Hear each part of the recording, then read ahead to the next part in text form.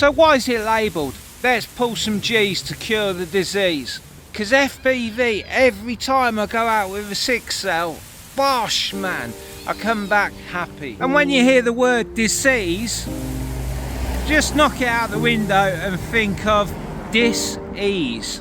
So if you break down disease, what do you get? Dis-ease, not a comfort. Yeah, you ever thought of that? Okay, I did not buy this with my own money. I stole it.